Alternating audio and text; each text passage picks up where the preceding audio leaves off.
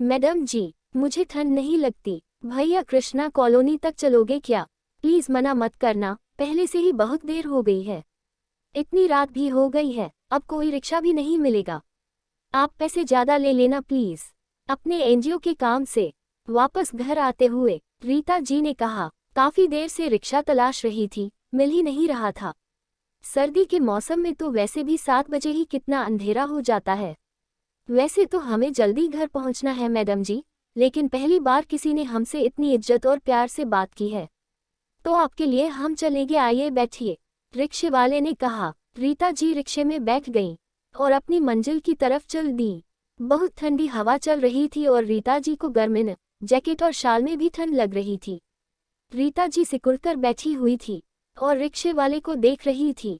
पतला सा स्वेटर और फटा हुआ मफलर पहनकर जल्दी जल्दी रिक्शा चलाए जा रहा था। साथ ही एक थैला था उसके पास, जिसे बार बार संभाल रहा था। बहुत देर तक नोटिस करने के बाद रीता जी ने पूछ ही लिया, मैं बहुत देर से देख रही हूँ, तुम बार बार इस थैले को संभालने में लगे हो, ऐसा क्या है इसमें? तो उसने जवाब दिया, मैडम जी ठंड बहुत ज्यादा हो गई है, कई महीनों से पैसे जोड़ रहा था।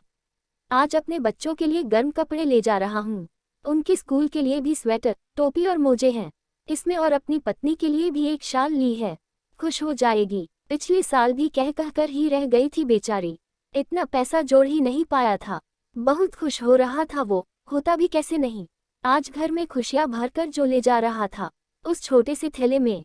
रीता जी ने फिर पूछा, अपने लिए कुछ नहीं लिया तुमने? तुमको भी तो ठंड लगती होगी, कितनी हवा चल रही है देखो, कितना पतला सा स्वेटर पहन रखा है तुमने।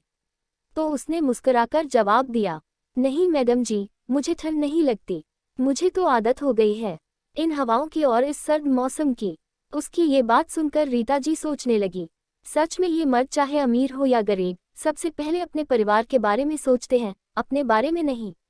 कितनी मेहनत करते हैं अपने बीवी बच्चों की खुशी के लिए। मेरे पापा भी तो ऐसे ही हम सबके लिए कपड़े लाते थे, हर तीज त्योहार पर और सर्दियों का मौसम शुरू होने से पहले भी अपने लिए। जब लेते थे जब मम्मी और हम बहुत ज्यादा जिद करते थे।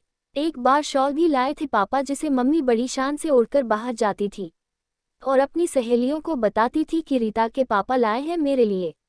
मैडम जी आपकी कॉलोनी आ गई, कहाँ उतरना है? रिक्शे वाले की आवाज़ से रीता जी अपने ख्वाबों की दुनिया से बाहर आ गई और बोली, बस थोड़ा सा आगे और लेना है भैया। अपने घर पर उतरकर रीता जी ने रिक्शे वाले से कहा, भैया आप कल दोपहर को मेरे घर आ जाएंगे प्लीज़, मुझे बहुत ही ज़रूरी काम है।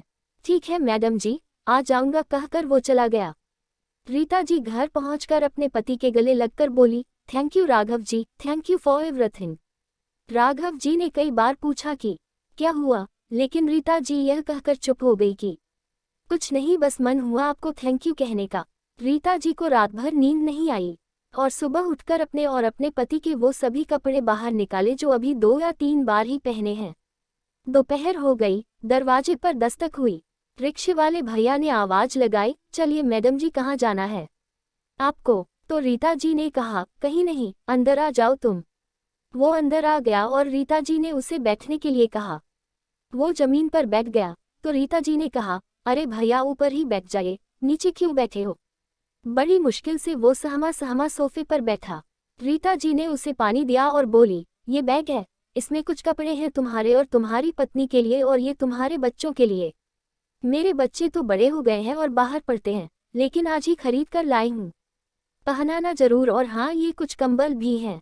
आज के बाद कभी मत कहना कि तुम्हें ठंड नहीं लगती, तुम भी इंसान हो, अपना ख्याल रखोगे तभी तो अपने परिवार का रख पाओगे।